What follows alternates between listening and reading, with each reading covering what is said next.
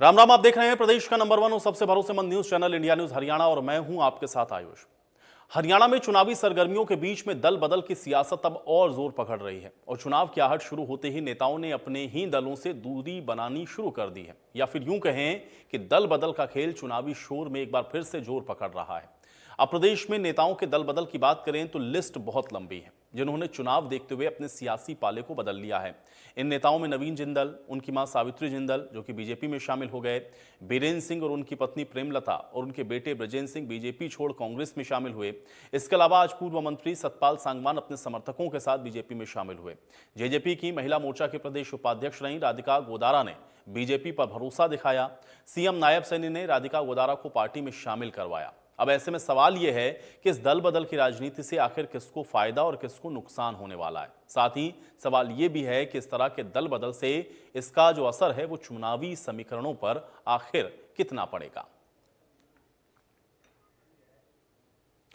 तो दो तस्वीरें भी आपको दिखा देते हैं। देखिए, आज सतपाल सांगवान जो कि भारतीय जनता पार्टी में शामिल हुए, राधिका गोदारा भी भारतीय जनता पार्टी में शामिल हुई और लगातार आप देख रहे हैं कि इस तरह से पार्टी में शामिल होने का जो सिलसिला है वो जारी है।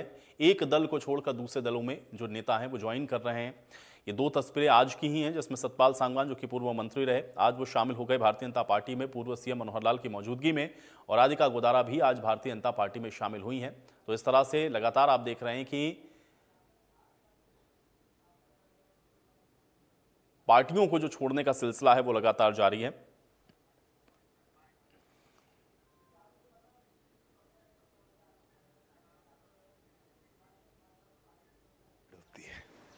तो मैं तो ये मानता हूं कि हमें काम करना है और उस लक्ष्य के साथ काम करना है कि प्रदेश को आगे लेकर जाए। हम रुकेंगे नहीं, और जो लोग आएंगे आगे वो हमारी ताकत भी बढ़ाएंगे, वो हमें संगठित मजबूती भी देने का काम करेंगे। और जो गए हैं, मैं तो शुभकामनाएं देता हूं उनके भविष्य के लिए।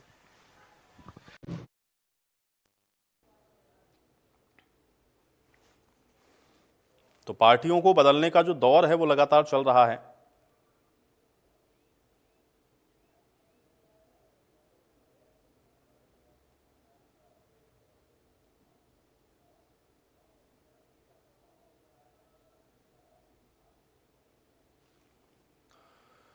और दो तस्वीरें हैं सतपाल सांगवान जो कि आज भारतीय जनता पार्टी में शामिल हो गए, राधिका गोदारा भी आज आपको बता दें बीजेपी में शामिल हुई। इसी तरह से ये फहरिस्त अगर आप देखेंगे तो बहुत लंबी है, क्योंकि एक पार्टी को छोड़कर दूसरी पार्टी में शामिल होने का जो सिलसिला है वो लगातार चल रहा है। लेकिन सवाल यह है कि चुनाव से ठीक पहले ये जो दल बदल होते हैं या एक पार्टी को छोड़कर दूसरी पार्टी का दामन जब नेता थामते हैं तो इसके नफा नुकसान क्या होते हैं, और क्या इससे जो पार्टी दावा करती है कि उसको मजबूती मिल रही है, क्या वाकई में ऐसा होता है, या फिर ये माना जाए कि जिस पार्टी को वो छोड़ करके जा रहे हैं क्या उसको वो नुकसान पहुंचा सकते हैं। बहुत सारे ऐसे प्रश्न हैं जो कि अमूमन इसके साथ जुड़े हुए होते हैं। हालांकि जनता इन सारी चीज़ों को बड़ी बारीकी से देखती है और उसके बाद वही इसका अंतिम निर्णय करती है कि आखिर पार्टियों को छोड़ने के बाद अगर जनता के बीच में वो पहुंच रहे हैं उम्मीदवार के तौर पर, तो फिर जनता उस पर जो अपना फैसला है उसको सुनाती है और जो तमाम दावे हैं उसकी हकीकत भी ये तभी स्पष्ट होती है जब जनता उस पर अपनी मोहर लगाती है। बहरहाल लेकिन दावे तमाम सारे आप देखते हैं कि पार्टियां करती हैं। जिस पार्टियों में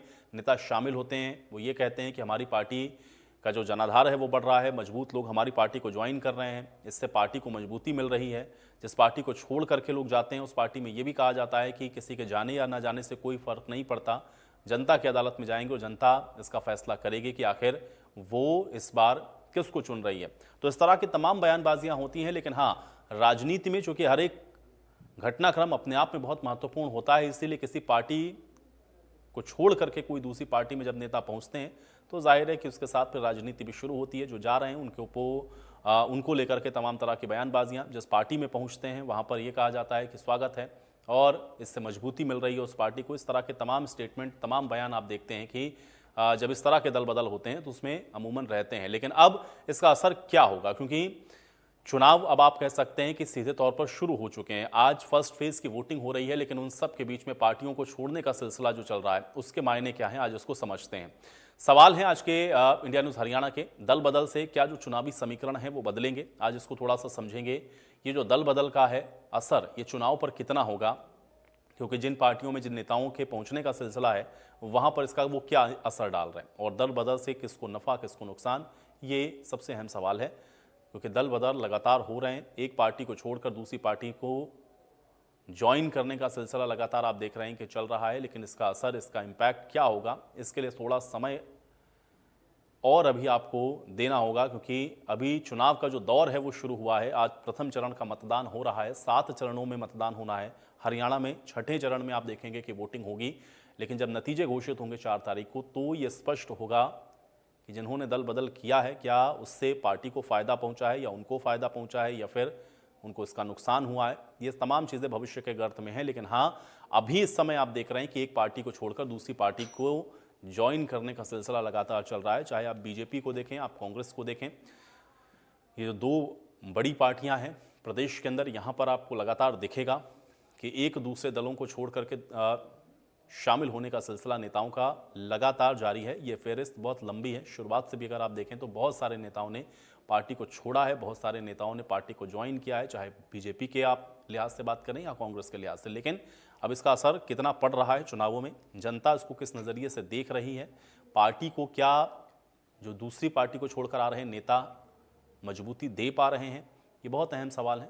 आज इस पर चर्चा करेंगे कि आखिर इसके जो असर हैं वो चुनावी राजनीति में क्या होंगे, चुनावों के दौर में क्या होंगे, चुनावों के मुहाने पर खड़ी हुई इन पार्टियों पर इसका जो असर है वो क्या होगा, और इसका जो संदेश है वो किस प्रकार का जनता के बीच में जा रहा है, इसको भी समझेंगे। क्योंकि लगातार बहुत सारे नेता आप देख रहे हैं कि पार्टियों को छोड़ रहे हैं। आज भी आपने देखा कि बीजेपी को कई बड़े नेताओं ने ज्वाइन किया, ऐसे ही कांग्रेस में भी आपने देखा कि कई ऐसे जो नेता हैं उन्होंने ज्वाइन किया।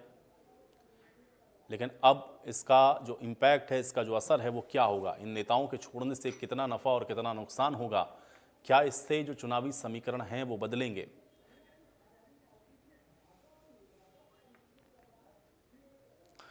और चलिए इसी के साथ आज की चर्चा की शुरुआत करते हैं। 3 मेहमान मेरे साथ जुड़ गए हैं, उनका परिचय आपके साथ करवा देते हैं। कृष्ण ढुल जी हमारे साथ जुड़ गए हैं, प्रवक्ता हैं भारतीय जनता पार्टी के। कृष्ण ढुल जी, स्वागत है आपका इस चर्चा में।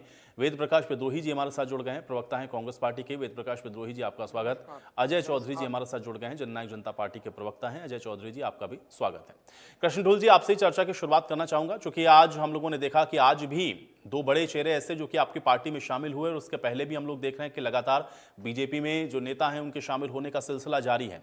लेकिन इसको कैसे देखा जाए, क्योंकि एक तरफ आपकी पार्टी में जब नेता शामिल हो रहे हैं तो उस पर दूसरी तरफ से ये कहा जा रहा है कि देखिए आपके पास एक तो लोग नहीं है, जो दूसरे लोग आ रहे हैं आप उनको प्रत्याशी बना करके उतार दे रहे हैं। इस तरह की तमाम बातें हम लोग देख रहे हैं, स्टेटमेंट के तौर पर कोट की जा रही हैं। कैसे देखते हैं, क्या इससे आपको फायदा होगा या कहीं ऐसा नहीं हो कि इसका कहीं आपको नुकसान या खामियाजा भुगतना पड़े, कैसे इसको देखा जाए? देखिए, भारतीय जनता पार्टी एक बहुत अनुशासित पार्टी है और जिसके अंदर कार्यकर्ता को अनुशासन का पाठ कूट कूट कर पढ़ाया जाता है।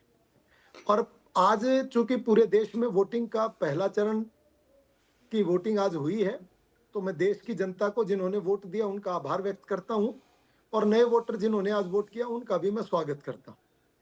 और 1 महीने से ज्यादा समय हो गया भारतीय जनता पार्टी ने अपने कैंडिडेट हरियाणा में डिक्लेयर किए हुए, तो इसका पर्याय ये है कि हमने पहले चरण में दूसरी पार्टियों के मुकाबले में ज्यादा बढ़त बना ली है।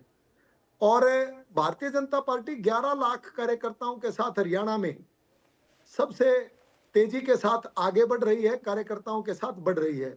जो पार्टी के लोग छोड़ कर आ रहे हैं, अगर आप देखेंगे तो ज्यादातर जिन लोगों ने पार्टियां छोड़ी उन्होंने भारतीय जनता पार्टी को ज्वाइन किया है। यह सांकेतिक रूप से इस बात का बिल्कुल पर्याय बन जाता है कि जब पार्टियों के लोग छोड़कर उस पार्टी में शामिल हो रहे होते हैं, इसका मतलब उनका जनाधार भी बढ़ रहा है, उनका ऑलरेडी एक रुतबा जो पार्टी का कार्यकर्ताओं के साथ लेकर के बना हुआ है। प्रदेश में कामों को और विकास के कामों को देखते हुए जो लोगों का मन बना हुआ, जो नेता भी छोड़ रहे हैं, वो भी भारतीय जनता पार्टी ठीक को है। ढुल साहब, देखिए इस तरह से तो कांग्रेस में भी बहुत सारे नेता वहां पर भी ज्वाइन कर रहे हैं, लेकिन मैं ये जानना चाह रहा हूं ढुल साहब कि ये जो नेता आ रहे हैं, क्योंकि ये आरोप अब लोकसभा चुनावों के बिल्कुल मुहाने पर भी मैं नहीं कहूंगा, क्योंकि आज तो फर्स्ट फेज शुरू हो गया, वोटिंग चल रही है। ये जो नेता आपके पास आ रहे हैं, इस पर ही तो सीधे तौर पर आरोप है ना कि आपके पास, आप जब ये कहते हैं कि कांग्रेस के पास कैंडिडेट नहीं है, तो वो ये कह देते हैं कि आपके पास जो कैंडिडेट हैं उसमें आधे से ज्यादा तो दूसरी पार्टी से आए हुए लोग हैं। इससे एक चीज ये है कि आपका जो कार्यकर्ता आपके साथ जुड़ा हुआ था उसको आप क्या संदेश दे पा रहे हैं, और जो आरोप विपक्ष लगा रहा है उसको कैसे काउंटर करेंगे आप लोग? नहीं, देखिए, विपक्ष का काम तो आरोप लगाना है ही। अब विपक्ष के पास अगर वो अच्छे कैंडिडेट थे, अब वो तब तक तो अच्छे कैंडिडेट थे जब तक उनके पास थे। जिस दिन वो हमारे पास आ गए हैं तो इन्होंने कहा कि जी ये तो कचरा था, इनके पास तो कुछ जनाधार था ही नहीं। चलो, वो उनका सोचना होगा। हमने तो स्वागत किया, हम तो कांग्रेस पार्टी, जेजेपी पार्टी सबको कह रहे हैं कि आ जाओ, हमारे साथ ही मिल जाओ, क्या दिक्कत है। हम तो सबको साथ लेकर के, देखिए, ये पहली ऐसी पार्टी है जिसमें दल नहीं देश बड़ा है। हमने दल को बड़ा नहीं माना, हमने देश को बड़ा माना है। जो देश के विकास के लिए, राष्ट्रवाद के लिए, और जिसके मन में भारत की चिंता है, भारत की तरक्की की चिंता है, वो सभी लोग हमारी पार्टी में आए। हम किसी को भी इनकार नहीं करेंगे, किसी को भी मना नहीं करेंगे, हम स्वागत करेंगे। हम बाहें फैला करके, ठीक है, पलक लेकिन पावड़े ढूल साहब, बढ़ा लेकिन करके लोगों के आते ही उनको इंतजार तुरंत करेंगे कि टिकट भी आए आप दे दे और रहे हैं ना, भारत इसलिए के इस पर विकास में सवाल उठ अपना जाता है। सहयोग दें। ठीक है, आपकी पार्टी में वो शामिल हो गए, लेकिन आते ही उनको आप अगर चुनाव में उतार दे रहे हैं, उनको आप टिकट दे दे रहे हैं, तो उस पर तो सवाल खड़ा हो जाएगा कि भाई पहले से क्या आपके पास लोग नहीं थे, कैंडिडेट नहीं था, आपको जरूरत पड़ी कि उधर से जब आए तब आप उनको टिकट दें और वो आपके प्रत्याशी के तौर पर मैदान में हो। नहीं, ऐसा नहीं है। कैंडिडेट भी था, कैंडिडेट भी है, आज भी है, पहले भी रहे। कुछ चीजों में जातिगत समीकरण, आंकड़े, स्थानीय लोग, स्थानीय मुद्दे, स्थानीय कार्यकर्ता, पुराना एक कार्यकर्ता, पुरानी पार्टी से आया हुआ। मान लो, जब कृष्ण पवार जी जब हमारे पास आए तो 4-5 बार के विधायक थे। अब नवीन जिंदल जी आए हैं, वो 2 बार के लगातार सांसद हैं पिछली कांग्रेस के समय में। तो हमारे को लगा कि जातीय समीकरण कैंडिडेट के हिसाब से वो उपयुक्त है, तो हमने उनको लड़ा दिया। और इस बात की बात करेंगे कि कैंडिडेट ही नहीं था, तो आप देखेंगे कि 2014 में तो हमने राजकुमार सैनी जी को लड़ाया था, जो बाहर से आए थे और 2.25 लाख वोटों से जीत के चले गए थे।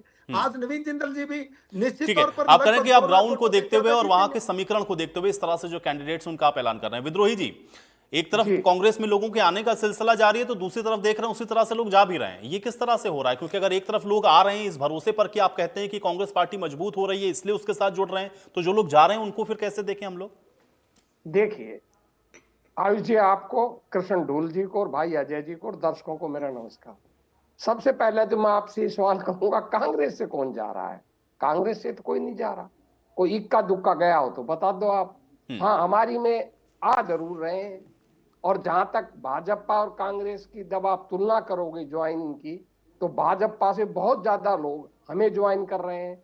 ये ठीक है, 2014 से 19 के बीच में बहुत से लोगों ने भाजपा ने ज्वाइनिंग की है, वो उस समय भाजपा की तरफ लोग ज्वाइनिंग कर रहे थे। पर 2019 से 24 के बीच में आप हरियाणा के संदर्भ में देखोगे तो हरियाणा के अंदर 80% लोग कांग्रेस में ज्वाइनिंग कर रहे हैं, 20% लोग भाजपा में ज्वाइन कर रहे हैं। इसका मतलब है कि दो ध्रुवीय राजनीति है। लोगों को लग रहा है कि भाई भाजपा और कांग्रेस के बीच मुकाबला है। कुछ लोग कांग्रेस को, जो ज्यादातर लोग कांग्रेस को प्रीफर कर रहे हैं, और माइनॉरिटी के लोग जिनका एडजस्टमेंट होने की संभावना कम है, वो भाजपा को प्रीफर कर रहे हैं। मैं लंबी चौड़ी नहीं हाँकता। भाई कृष्ण ढूल जी ने बहुत लंबी बात कह दी कि हमारे पास हरियाणा में 11 लाख कार्यकर्ता है।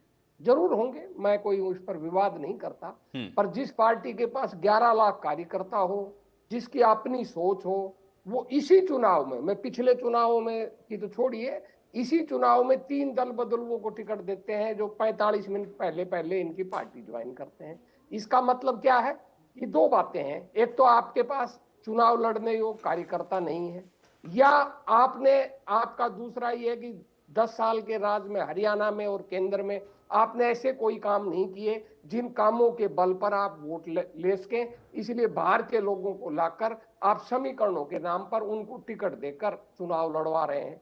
दोनों स्थितियों में हरियाणा के अंदर ये संदेश जा रहा है कि भाजपा कमजोर विकेट पर है, और भाजपा जब कमजोर विकेट पर है तो स्वाभाविक है कांग्रेस मजबूत विकेट पर है। लेकिन उस पर कमेंट ये आ जाता है विद्रोही जी कि आप ये कहते हैं कि आप मजबूत हैं या आपकी पार्टी में लोग शामिल हो रहे हैं, तो फिर भाई इतनी मजबूती में भी आप लोग कैंडिडेट अनाउंस नहीं कर पा रहे हैं। हर रोज ये होता है कि आपकी बैठकें हो रही हैं, अभी तक आ जाएगी लिस्ट, कल आएगी, वो लिस्ट नहीं आ पा रही। जब इतनी मजबूत स्थिति में तो कोई भी कैंडिडेट उतारिए, आप तो जीतेंगे। आयुष जी, कभी भी पार्टी मजबूत हो या कमजोर हो, उसको बहुत सोच समझकर अपने कैंडिडेट उतारने चाहिए और ऐसा स्थिति रखनी चाहिए जिससे विरोध ना हो। अब भाजपा ने 35-40 दिन पहले 6 कैंडिडेटों को उतारा और 4 कैंडिडेटों को 20 दिन पहले उतारा। अब आप हरियाणा की ग्राउंड पर जाके देखिए ना, आप हरियाणा के लोकल अखबारों को उठाकर देखिए। भाई ढुल जी माने ना माने, उनका लोकतांत्रिक अधिकार है। भाजपा में ही बड़ी भारी गुटबाजी इन उम्मीदवारों का विरोध में, जनता की बात ही नहीं कर रहा। मुख्यमंत्री जी खट्टर जी और पूर्व मुख्यमंत्री वर्तमान मुख्यमंत्री नायब सिंह सैनी जी जहां जहां जा रहे हैं, उनके ही कार्यकर्ता नहीं आ रहे उनके कार्यक्रमों में।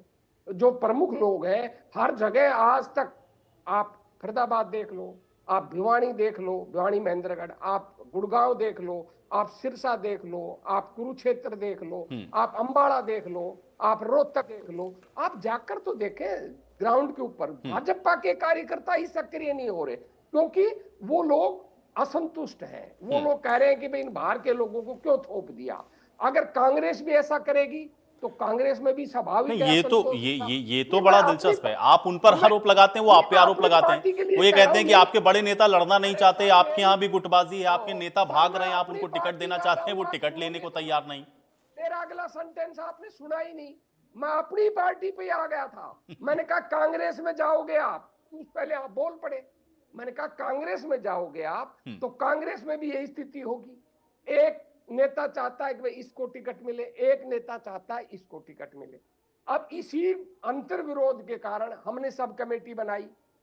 एक कहता है कि भाई इस सामाजिक समीकरण का व्यक्ति फिट है, दूसरा नेता कहता है इस सामाजिक समीकरण का नेता फिट है। मतभेद थे और मतभेद हैं, तभी तो कमेटी बनाई। तो दोनों गुटों की बात, दोनों वर्गों की बात, दोनों समुदायों की बात हमारी सब कमेटी ने सुन ली और सुनकर फाइनल रिपोर्ट बना ली। उनका भी पक्ष जान लिया, उनका भी पक्ष जान लिया, दोनों को संतुष्ट कर दिया। और जब दोनों संतुष्ट हो गए और दोनों संतुष्ट होने के बाद जब हम टिकट देंगे तो असंतोष कम होगा। ठीक है, ये बड़ी बात आपने कह दी कि भाई जी कि अब जो फाइनल लिस्ट आएगी उसमें असंतोष नहीं होगा। ठीक है, इसका हम इंतजार कर लेते हैं। कब मैं नहीं कह रहा सर, हाँ फिर सर नोट कीजिए, मैं कह रहा हूं असंतोष बहुत कम होगा। ठीक है, मैं ये नहीं कह रहा कि पूर्णता कम हो जाएगा, बहुत कम चलिए होगा। अब इतना समय लगा करके अगर आपकी लिस्ट आती है तो उम्मीद तो यही करी जाए कि भाई ना हो कम से कम। ठीक है, लेकिन हम लोग इंतजार कर रहे हैं। अब मैं अजय जी का रुख करता हूं। अजय जी, इधर तो कह रहे हैं वो पार्टी में उनके यहाँ लोग ज्वाइन कर रहे हैं, उधर भी ज्वाइन कर रहे हैं लोग, लेकिन जननायक जनता पार्टी को क्या हो गया भाई? अभी 5 साल पहले पिछले चुनावों में आप लोगों ने पार्टी खड़ी करी, 10 सीट भी आप लोग जीत के आए, 4.5 साल तक आप लोग रहे भी सरकार के साथ। गठबंधन के टूटते ही लोगों के जाने का सिलसिला बिल्कुल जारी। हर रोज हम लोग देखते हैं एक विकेट गिर जाता है। क्या हो रहा है जननायक जनता पार्टी में और कैसे आप लोग फिर चुनाव लड़ेंगे लोकसभा का? महोदय, सबसे पहले तो आपको और मेरे जो साथी बैठे हुए इनको, हरियाणा प्रदेश के लोगों को मेरा नमस्कार, सत श्री अकाल, प्रणाम। आप सीनियर जर्नलिस्ट साथी हैं और आप भली भांति जानते हैं, आप ना सिर्फ हरियाणा प्रदेश की बल्कि इस देश की राजनीति से भी भली भांति परिचित। आज जो मौसम है चुनाव का मौसम है और चुनाव के मौसम में कार्यकर्ता नेता दल बदल करते रहते हैं। ये हिंदुस्तान और हरियाणा प्रदेश के लिए कोई नया नहीं है। मैं एक शेर के माध्यम से अपनी बात शुरू करना चाहूंगा कि ना जाने कब अपनों से बेवफाई हो जाए, जो लगता है सबसे प्यारा वो ही हरजाई हो जाए, और मौसम ही इन दिनों हरदे परिवर्तन का है, ना जाने कौन सा सियासतदान बेवफाई हो जाए। तो मौसम है वो दल बदल का है और दल बदल में लोग दल बदलते रहते हैं। और मैं हिंदुस्तान के इतिहास में अगर शुरुआत से बात करूं तो ऐसा पहली बार नहीं हुआ कि पार्टियां छोड़ करके लोग दूसरी पार्टियों में जा रहे हैं। अपने देश का पहला उदाहरण केंद्रीय विधायिका के समय का है, जब केंद्रीय विधायिका के सदस्य रहे श्यामालाई नेहरू ने कांग्रेस पार्टी छोड़ करके और ब्रिटिश लोगों की तरफ अपनी आस्था व्यक्त कर दी थी। दूसरा उदाहरण 1937 का है, जब मुस्लिम लीग से उत्तर प्रदेश विधानसभा से चुनाव जीत करके आए हाफिज मोहम्मद ने कांग्रेस ज्वाइन कर ली थी। और मैं सबसे बड़ा उदाहरण बताऊं तो 1967 और फरवरी 1968 के बीच का है, जब 542 लोगों ने एक दूसरे दल से बदल करके अपनी निष्ठा परिवर्तन की। और यही वजह रही कि 1985 में दल बदल का कानून बनाने के लिए सरकार को मजबूर होना पड़ा। इस तरह के हालात शुरू से ही रहे हैं और चुनाव के समय में लोग पार्टियां बदलते हैं। दूसरी बात मैं कहना चाहूंगा, जैसा आपने कहा कि चुनाव किस आधार पर लड़ेंगे, 4.5 साल जब हम सत्ता में रहे, दुष्यंत चौटाला जी ने जो कार्य करवाए, हरियाणा प्रदेश के युवाओं को 75% रोजगार की बात हो, बीसीबी के सदस्यों को 8% पंचायती चुनाव में आरक्षण देने की बात हो, 50% महिलाओं को चुनाव में आरक्षण देने की बात हो, किसान के 14 फसलें जो एमएसपी पर खरीदी गई है उनकी बात हो, तमाम जो मुद्दे हरियाणा प्रदेश नहीं के नहीं मुद्दे ठीक है, लेकिन हैं, अजय जी बिल्कुल उनसे- एक मेरा अंतिम प्रश्न है और बहुत शार्पली मैं चाहता हूं आप इसका जवाब दीजिए। जितने भी नेता मैंने देखे जननायक जनता पार्टी को जिन्होंने छोड़ा हाल के दिनों में, एक सेंटेंस उसमें बड़ा कॉमन दिखता है कि मैं व्यक्तिगत कारणों से छोड़ रहा हूं। ये व्यक्तिगत कारण क्या हो रहे हैं जननायक जनता पार्टी में कि लोग व्यक्तिगत कारण बता करके मैं छोड़ बड़ी- दे रहे हैं? मैं बड़ी शिद्दत और अकीदत से 2 मिनट का समय लेना चाहूंगा। व्यक्तिगत कारण कुछ नहीं होते। जब सत्ता में हम शामिल थे तो यही लोग लगातार हमारे साथ में रहे थे। जब आज संघर्ष का समय आया है तो वो लोग छोड़ करके जा रहे हैं। मैं एक उदाहरण देना चाहता हूं कि एक कवि ने बड़ी कल्पना की थी कि एक बहुत बड़ा बरगद का पेड़ था जिस पर हजारों पक्षियां बैठ करके निवास करते थे, लेकिन किसी बुरब्बत लोग ने उस पेड़ को आग लगा दी। वो आग वो इतनी भयंकर थी कि वो पेड़ धू धू कर करके जलने लगा, तो कुछ पक्षी उसका साथ छोड़ करके आग डर से उड़ करके चल गए। कुछ पक्षी तब भी वृक्ष के साथ जल रहे थे। तो आप जैसे और अब देखते हैं भद्र वट वृक्ष के कहा- साथ कौन रहता है। समय मुझे और इजाजत नहीं दे रहा है अजय जी, मुझे यहीं रोकना होगा आपको। शुक्रिया समय निकालने के लिए और चर्चा का हिस्सा बनने के लिए। हालांकि अब देख रहे हैं आप चुनाव के मुहाने पर ये जो पार्टियों को छोड़ने का सिलसिला है वो लगातार जारी है, लेकिन इसका असर क्या होगा ये हरियाणा की जनता तय करेगी। संगठन अजंता और जाने मेरे साथ कार्यकर्ता पेड़ फिलहाल के इतना। साथ खड़े दुष्यंत